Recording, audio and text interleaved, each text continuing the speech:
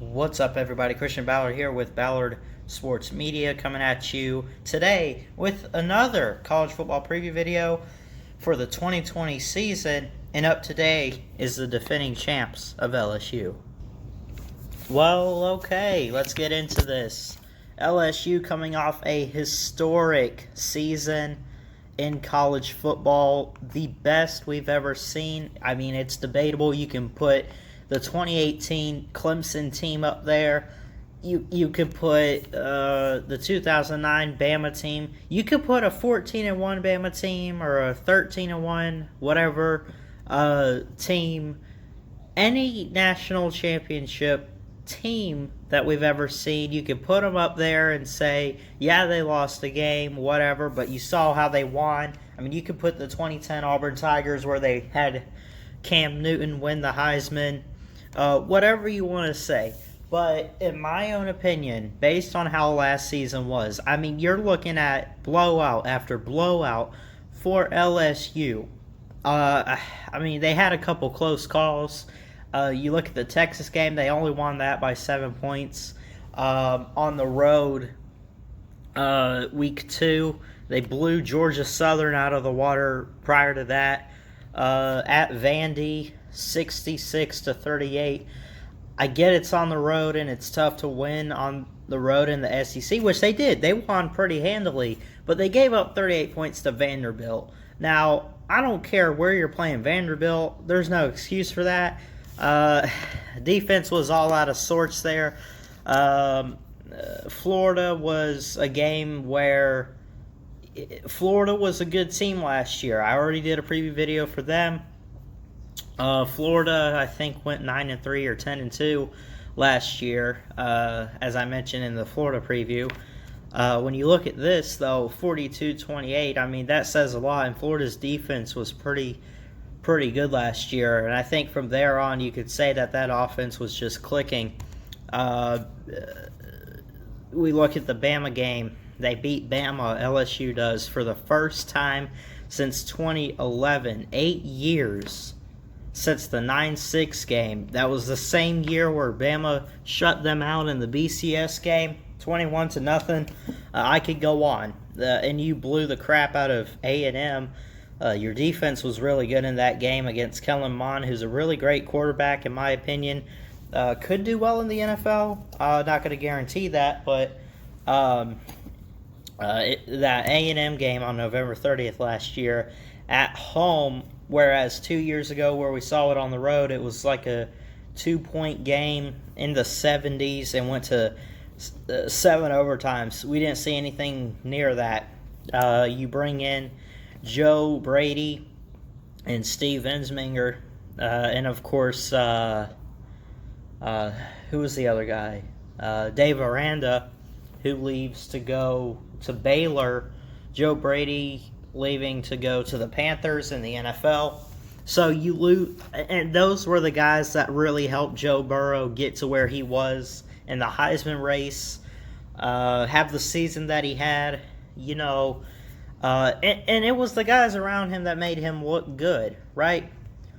But now you're losing Joe Brady. You're losing, who was the other guy? Dave Aranda. You're losing Clyde Edwards-Helaire. He declared for the draft. You lose a running back there. You lose Joe Burrow. You lose Justin Jefferson. You lose guys like Rashad Lawrence, Christian Fulton, Grant Delpit. I could go down the list. They're losing a lot of key pieces that helped last year's team be really great. Now, I think they're going to be a great team next year. Absolutely. But it's going to be really hard to try and top what they did last year. But with that being said, we'll take a look at it, and then we'll decide at the end. You bring in a couple 5-star athletes this year. Will they play? Maybe, maybe not. Elias Ricks is a cornerback. He's a 5-star recruit. Arik Gilbert, it's a 5-star tight end. Very good at blocking. I've seen a couple of his highlights here or there, I think. Yeah, I remember I saw it a couple weeks ago. I saw something on him, and he was, I'm like, man, this guy's going to be really good. So, you bring in a guy, Keyshawn Butte. I hope I said that name right. I don't know. He's a 5-star wide receiver. I'm not going to go through all the recruits, but you get the picture. They bring in quite a few guys. So, but anyway, so 15-0 record last year. Can they repeat this year? They can try very hard. I think they're going to be a really good team. But again, getting into the schedule for 2020. Again, I mentioned the Texas game last year. They play them at home this year. It's a home-and-home series. So you look at it, open up with a cupcake in UTSA. That's University of Texas at San Antonio. The Roadrunners should be no problem there. That's in Baton Rouge, even if it's on the road. I mean, LSU's not falling off that much. Come on. Then you play Texas. They come to town week 2 to Baton Rouge. Somewhat of a close call there. I don't know if I want to say necessarily a close call last year. It was a 7-point win. But, I mean, the offense just balled out in the game last year. That was on the road. I see no reason why they would really struggle that much against Texas again this year. I really don't know what Texas is going to look like. I'll get into their preview video pretty soon. Then you come off that. Then you play a team called Rice in Houston, Texas. Where the Texans play. I'm not sure if that's neutral site. I'm not really sure where Rice is, but I can look real quick. Rice Owls football.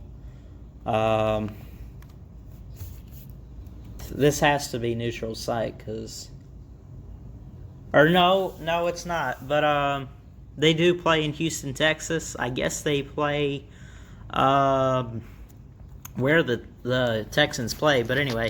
So you open up with 3 straight, cupcakes, I guess. It depends on how you look at Texas. You come off the Rice game, should be an easy win there. Ole Miss and Baton Rouge. I'm really not sure about Ole Miss. I'll do an Ole Miss preview video pretty soon to look at their schedule, their team, what Lane Kiffin's going to do. I'm really not sure on Lane Kiffin yet. I think he could be really good. I mean, he learned from Nick Saban. Did okay at Florida Atlantic, but he's the kind of coach that really needs to be coaching a Power 5 team that you can look at and say, I know what university you're talking about, and I know, all that. Which I'm sure people know what Florida Atlantic is, but it's not. Come on, it's not SEC. Type of competition right there. Then you have a game against a team called Nichols Colonels. I think that's, I don't know, words that are spelled weird right there. That's in Baton Rouge. Then your first true test of the season. Again, I mentioned this in the Florida game. At Florida, that's going to be a game to watch. LSU, again, losing everything. They're losing to the draft and to the NFL and everything. They're still going to be a good team. They're not falling off completely. I doubt that. But we will see how tough this team will be. Can they get to the standard that Coach O set for the team last year? We will see on October 10th at Florida. You come off that. At Arkansas, should be no problem. LSU is far ahead of Arkansas. They're not going to fall down that much this year if they do fall down. That should be no problem. Home against Mississippi State. Mike Leach to Mississippi State. I guess I'll do a Mississippi State preview video pretty soon as well. We'll see what they look like. They're known for recruiting well. That's always an interesting team, but the past few years with, what's his name? Joe Moorhead, it's kind of taken a fall off the cliff a little bit, So, but this being a home game, I expect LSU to win that. But again, Mississippi State is one of those teams in the SEC and all that you look at and say, what are they going to do, right? Come off that. Perfect timing. on Halloween for a bye week. The same week that Alabama gets a bye week. Why is that? Someone tell me. Because the following week on November 7th, Alabama is coming to town. I can't wait for this, man. You beat them last year. Listen, you got us, okay? You got Alabama last year. We get it, okay? You waited 8 years. You got your moment. Won by 5 at Bryant-Denny. That was one of those games that said, oh, yeah, they can compete. Trust me. Bama's going to be better this year. I'm picking Alabama to win this game. Listen, Paul Feinbaum said it best. Again, they're the best revenge team in college football. Now, am I downing LSU? I think it's going to be a competitive game. Probably not as much as last year. Again, as I've been saying in this video, LSU's not taking a huge fall off the face of the earth or anything. But again, they're losing a lot. It's going to be a rebuild year. Alabama returns a couple key pieces in Devontae Smith and Najee Harris, and they got guys up and coming on the defense. Defense is going to be better. They probably won't give up 46 points this time around. But we will see. I expect Alabama to lose that game. Or Alabama to win that game. I'm sorry. Whew. What am I doing? I'm sorry. I'm picking Alabama to win that game. LSU's going to lose it. I got a little sidetracked there. Then, I mean, you pretty much ended out with after your bye week, 2 straight home games, 2 straight road games.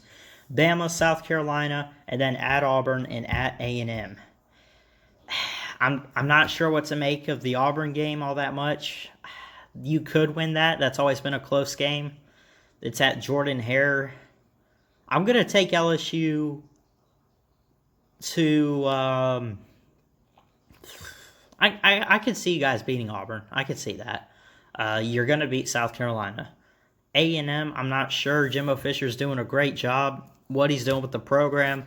So we will see. That's at Kyle Field. We remember a couple years ago what happened.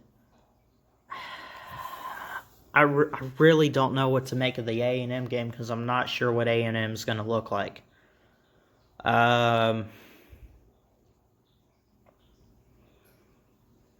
Auburn could win the Auburn game. Let's see. But as of right now, I'll take A&M because it's in Kyle Field. It'll probably be a night game, and it'll be a great game. So, with that being said, we're looking, let's see.